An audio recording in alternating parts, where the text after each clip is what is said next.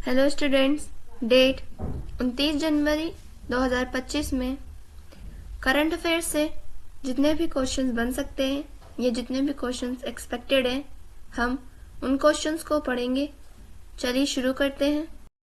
हमारा first question है, किस देश में आयोजित होने वाले एआई शिखर सम्मेलन में पीएम नरेंद्र मोदी को सह अध्यक्ष चुना गया? ऑप्शन हैं ए सियोल, बी पेरिस, सी लंदन या डी टोक्यो। इसका हमारा ऑप्शन नंबर बी सही है, पेरिस। 2025 में पेरिस फ्रांस में आर्टिफिशियल इंटेलिजेंस शिखर सम्मेलन होगा और यहीं पर पेरिस के प्रधानमंत्री इमैनुअल मैक्रोन जो हैं वह एआई शिखर सम्मेलन के अध्यक्ष होंगे और इन्हीं के साथ सह अध्यक्ष हमारे देश के प्रधानमंत्री नरेंद्र मोदी को चुना गया है।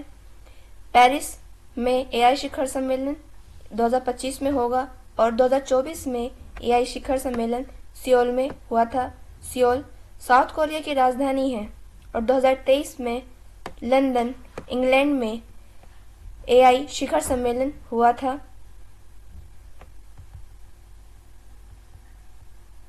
पेरिस में आयोजित होने वाले एआई शिखर सम्मेलन में पीएम नरेंद्र मोदी को सह अध्यक्ष चुना गया है। 2025 में एआई शिखर सम्मेलन पेरिस में होगा। पेरिस में एआई शिखर सम्मेलन के अध्यक्ष पेरिस के प्रधानमंत्री इमैनुअल मैक्रोन होंगे। 2023 में एआई शिखर सम्मेलन का पहला संस्करण हुआ था, यानी कि जो अब पेरिस में एआई शिखर का सम्मेलन होगा वह तीसरे क्रम का एआई शिखर सम्मेलन होगा। 2023 में पहला संस्करण इंग्लैंड के ब्लिचले शहर में हुआ था। 2024 में साउथ कोरिया की राजधानी सियोल में हुआ था, जो कि दूसरा शिखर सम्मेलन था। एआई शिखर सम्मेलन का उद्देश्य होता है कि कृत्रिम बुद्धिमत्ता से उत्पन्न समस्याओं का निदान किया जा सके। जैसा कि हम जानते हैं कि आजकल आर्टिफिशियल इंटेलिजेंस का यूज़ हर जगह हो रहा है, मशीन लर्निंग का यूज़ ज़्यादातर जगहों पर बढ़ गया है। आर्टिफिशियल इंटेलिजेंस के यूज़ के साथ साथ काफ़ी सारे नुकसान भी हैं और उन्हीं नुकसानों या समस्याओं को कैसे संभाला जा सकता है, इन सभी बातों पर एआई शिखर सम्मेलन में चर्चा की जाती है। नेक्स्ट क्वेश्चन है, हाल ही में वर्ष 2025 को समुदाय का वर्ष किसने घोषित किया? हमारे ऑप्शन हैं ए यूएई, बी जापान, सी ऑस्ट्रेलिया या डी ब्रिटेन। इसका हमारा ऑप्शन नंबर ए सही है, यूएई। यूएई ने हाल ही में वर्ष 2025 को समुदाय का वर्ष या कम्युनिटी ईयर घोषित किया है। यूएई की राजधानी अबू धाबी है व यूएई की करेंसी दिरहम है। यूएई द्वारा वर्ष 2025 को समुदाय का वर्ष घोषित किया गया। यूएई के राष्ट्रपति शेख मोहम्मद अल नहयान ने वर्ष 2025 को समुदाय का वर्ष या कम्युनिटी ईयर घोषित किया है। 2025 को समुदाय का वर्ष घोषित करने का मतलब यह है कि हाथ में हाथ डालकर समुदाय की एकता को प्रदर्शित किया जा सके। समुदाय में सभी लोग आते हैं और सभी लोगों की एकता को प्रदर्शित किया जा सके या हम सभी लोगों का एक साथ समावेशन किया जा सके। वर्ष 2025 को हम भारत ने भी कई सारे वर्षों में घोषित किया है, जैसे सहकारिता वर्ष हमने 2025 को सहकारिता वर्ष भी घोषित किया है। क्वांटम विज्ञान यानी कि सूक्ष्म से सूक्ष्म विज्ञान और तकनीक वर्ष भी घोषित किया है। शांति और विकास का वर्ष भी घोषित किया है। ग्लेशियर संरक्षण वर्ष भी घोषित किया है, क्योंकि ग्लेशियर लगातार पृथ्वी के तापमान बढ़ने के कारण पिघल रहे हैं। इसी वजह से वर्ष 2025 को ग्लेशियर संरक्षण वर्ष भी घोषित किया गया है और वह रक्षा मंत्रालय द्वारा सुधारों का वर्ष भी घोषित किया गया है। नेक्स्ट क्वेश्चन है, हाल ही में सर गारफील्ड सोबर्स पुरस्कार से आईसीसी पुरुष क्रिकेटर ऑफ द ईयर से किसे सम्मानित किया गया? हमारे ऑप्शन हैं A Patrick James Cummins, B Harry Brook, C Joe Root या डी जसप्रीत बुमराह। इसका हमारा ऑप्शन नंबर डी सही है, जसप्रीत बुमराह। हाल ही में हमने पढ़ा था कि जसप्रीत बुमराह को क्रिकेटर ऑफ द ईयर से सम्मानित किया गया है। जिस भी व्यक्ति को आईसीसी पुरुष क्रिकेटर ऑफ द ईयर से सम्मानित किया जाता है उसे सर गारफील्ड ट्रॉफी भी प्रदान की जाती है। जसप्रीत बुमराह को आईसीसी पुरुष क्रिकेटर ऑफ द ईयर के साथ साथ गारफील्ड ट्रॉफी भी प्रदान की गई। पैट्रिक जेम्स कमिन यह ऑस्ट्रेलिया देश के खिलाड़ी हैं, व हैरी ब्रूक और जो रूट यह दोनों इंग्लैंड की टीम के क्रिकेटर खिलाड़ी हैं।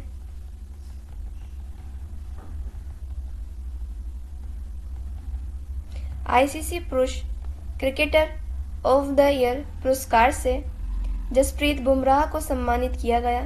आईसीसी पुरुष क्रिकेटर ऑफ द ईयर के साथ साथ जसप्रीत बुमराह को सर गारफील्ड सोबर्स ट्रॉफी से भी सम्मानित किया गया।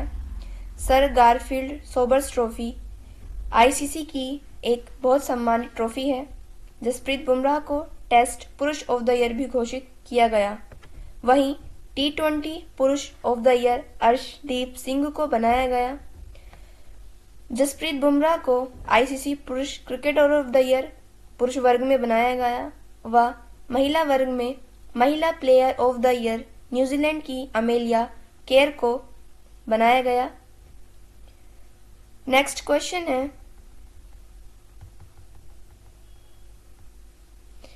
हाल ही में तीसरी भारत इंडोनेशिया सीईओ फोरम की बैठक कहाँ हुई? हमारे ऑप्शन हैं ए सुमात्रा, बी मुंबई, सी जकार्ता या डी नई दिल्ली। इसका हमारा ऑप्शन नंबर डी सही है, नई दिल्ली। नई दिल्ली में भारत इंडोनेशिया सीईओ फोरम की हाल ही में बैठक हुई है। हाल ही में इंडोनेशिया के राष्ट्रपति प्रबोवो सुबियांतो भारत में 26 जनवरी पर मुख्य अतिथि के तौर पर आए थे और यहीं पर इंडोनेशिया के राष्ट्रपति के साथ काफ़ी सारे समझौतों पर हस्ताक्षर किए गए हैं। जैसे भारत की ब्रह्मोस सुपरसोनिक मिसाइल भी इंडोनेशिया को निर्यात की जाएगी। भारत इंडोनेशिया सीईओ फोरम की जो पहली बैठक हुई थी वह भी नई दिल्ली में हुई थी व भारत इंडोनेशिया सीईओ फोरम की दूसरी बैठक इंडोनेशिया की वर्तमान राजधानी जकार्ता में हुई थी।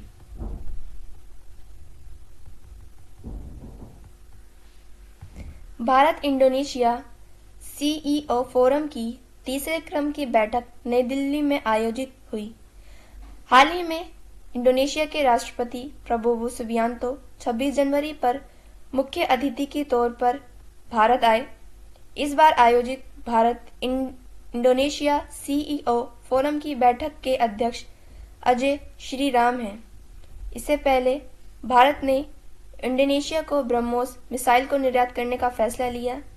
यह फैसला इंडोनेशिया के राष्ट्रपति प्रबोवो सुबियांतो के साथ लिया गया। भारत इंडोनेशिया सीईओ फोरम की पहली बैठक भी नई दिल्ली में हुई थी व दूसरी बैठक इंडोनेशिया की राजधानी जकार्ता में हुई। सीईओ फोरम की बैठक करने का उद्देश्य यह है कि भारत और इंडोनेशिया दोनों ही स्वास्थ्य केंद्र व समुद्री सुरक्षा पर चर्चा कर सकें। नेक्स्ट क्वेश्चन है, हाल ही में 38वें राष्ट्रीय खेल कहाँ प्रारंभ हुए? हमारे ऑप्शंस हैं ए महाराष्ट्र, बी गोवा, सी उत्तराखंड या डी गुजरात। इसका हमारा ऑप्शन नंबर सी सही है, उत्तराखंड। उत्तराखंड में हाल ही में 38वें क्रम के राष्ट्रीय खेल प्रारंभ हुए हैं।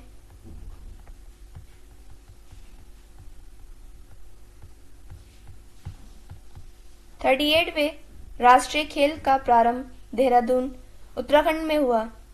देहरादून में स्थित राजीव गांधी क्रिकेट स्टेडियम में 38वें राष्ट्रीय खेल को होस्ट करेगा। 38वें राष्ट्रीय खेल का शुभंकर मोली पक्षी है।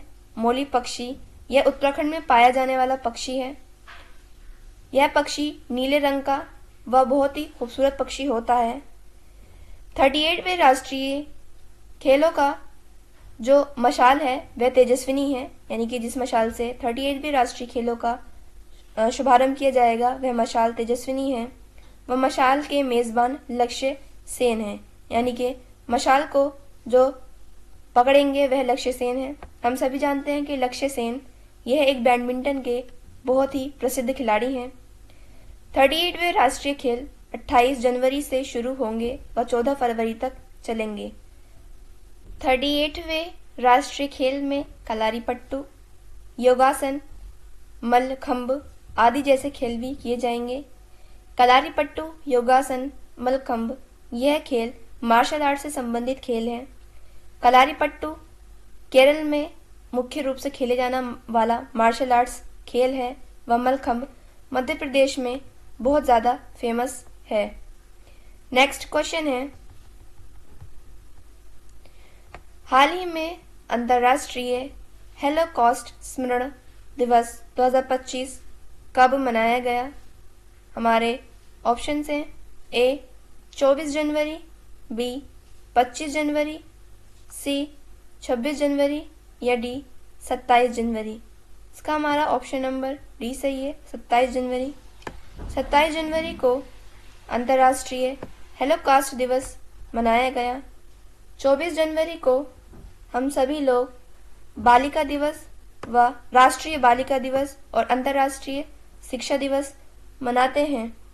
25 जनवरी को हम सभी लोग राष्ट्रीय मतदाता दिवस मनाया जाता है व 26 जनवरी को अंतर्राष्ट्रीय कुष्ठ रोग दिवस मनाया जाता है। अंतर्राष्ट्रीय होलोकॉस्ट स्मरण दिवस 27 जनवरी को मनाया गया। होलोकॉस्ट नरसंहार को कहते हैं, यानी कि आप इंग्लिश में इसको होलोकॉस्ट बोल सकते हैं और हिंदी में हम इसको नरसंहार कहते हैं। किसी एक जहरीले गैस से भरे चैम्बर में किसी एक समुदाय, धर्म या देश के लोगों को भरकर उसमें मारने का अर्थ नरसंहार होता है।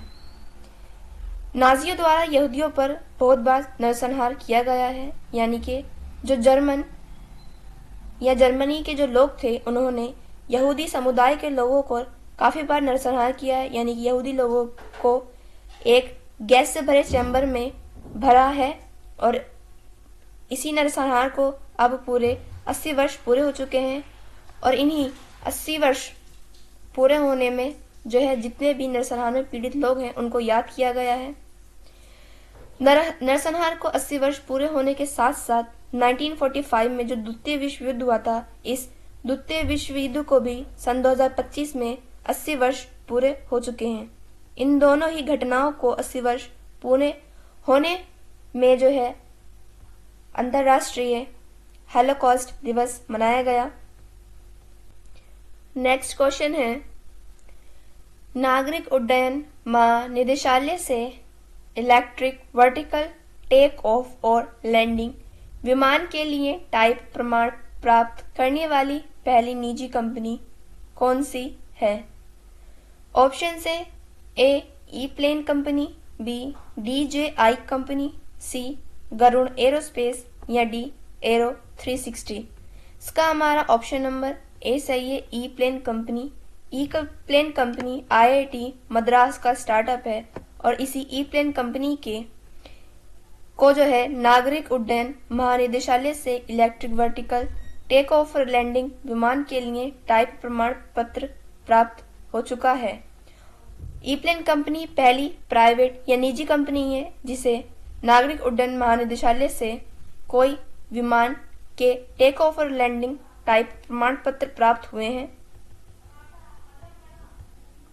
नागरिक उड्डयन महानिदेशालय से इलेक्ट्रिक वर्टिकल टेक ऑफ और लैंडिंग विमान के लिए टाइप प्रमाण प्राप्त करने वाली पहली निजी कंपनी है ई प्लेन कंपनी।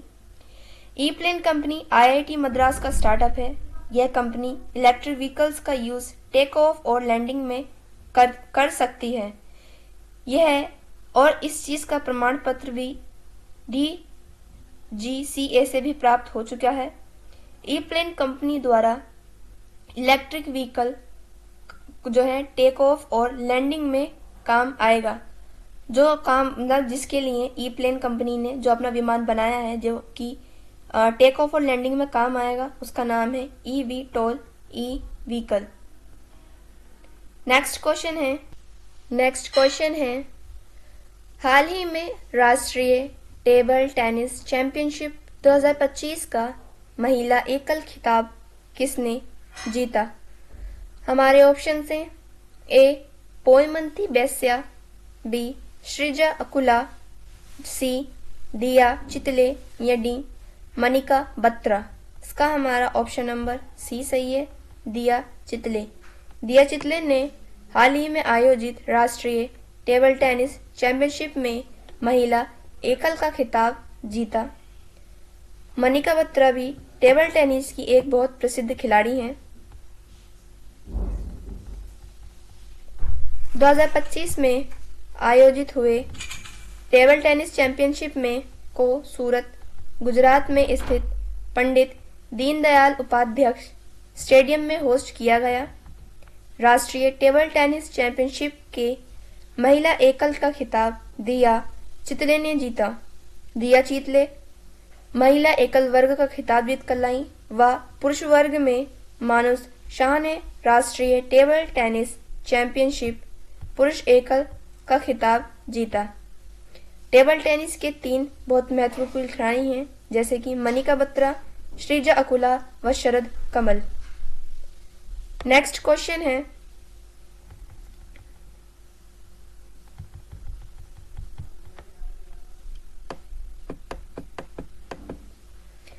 हाल ही में इंदिरा अम्मा आत्मीय भरोसा और इंदिरा अम्मा इंदुला योजना किसने प्रारंभ की? हमारे ऑप्शन हैं ए तमिलनाडु, बी तेलंगाना, सी कर्नाटक या डी पंजाब। इसका हमारा ऑप्शन नंबर बी सही है, तेलंगाना। तेलंगाना में हाल ही में 3 नई व मुख्य परियोजनाओं का शुभारंभ किया है और यह शुभारंभ तेलंगाना के मुख्यमंत्री रेवंत रेड्डी जी ने किया है।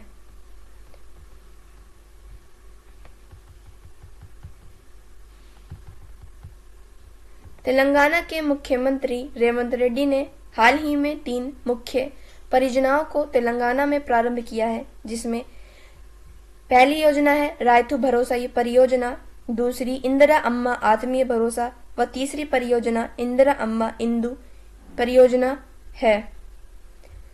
इन तीनों ही परियोजनाओं के बारे में इलेक्शन से पहले सीएम रेवंत रेड्डी ने अपने घोषणा पत्र में जिक्र किया था और अब सीएम रेवंत रेड्डी इन परियोजनाओं को प्रारंभ कर रहे हैं।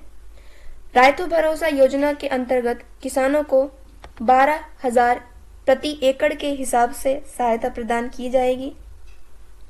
इंदिरा अम्मा आत्मीय भरोसा के अंतर्गत भूमिहीन किसानों को 12,000 रुपये सालाना प्रदान किए जाएंगे, यानी कि 12,000 प्रति एकड़ के हिसाब से उन किसानों को दिया जाएगा जिनके पास जमीन है, और 12,000 रुपये सालाना उन किसानों को प्रदान किया जाएगा जो कि भूमिहीन है और दूसरों की जमीनों पर जो है फसल का कार्य करते हैं। व तीसरी परियोजना इंदिरा अम्मा इंदु योजना परियोजना के अंतर्गत बेघर, दलित, आदिवासी लोगों को घर निर्माण के लिए 5 लाख रुपए की सहायता प्रदान की जाएगी। नेक्स्ट क्वेश्चन है, ये हमारा लास्ट भी क्वेश्चन भी है। हाल ही में चर्चा में रहे LID 568 का संबंध किससे है?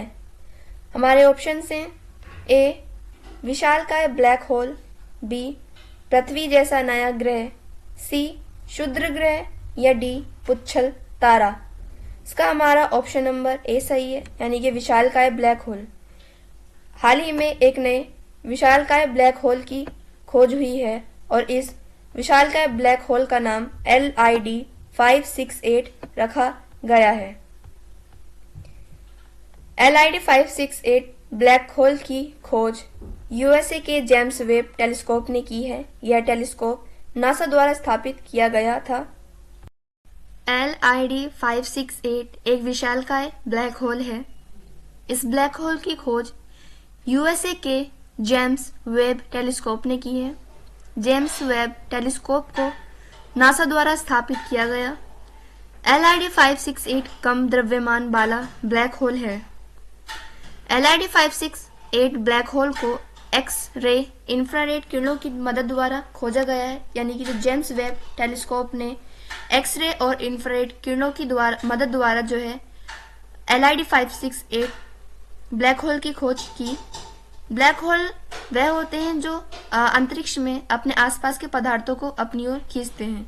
ब्लैक होल एक ओवल की आकार के होते हैं और इसमें जो होता है बीच में एक काला काला सा पदार्थ होता है जो कि दिखता नहीं है, और इसी ब्लैक होल के भीतर जो भी आसपास की चीजें होती हैं वे खिंचती हुई चली जाती हैं। स्टूडेंट्स, ये क्लास हम यही खत्म करते हैं। नेक्स्ट क्लास में हम करंट अफेयर से बनने वाली और भी क्वेश्चंस को पढ़ेंगे। Thank you and thanks for watching.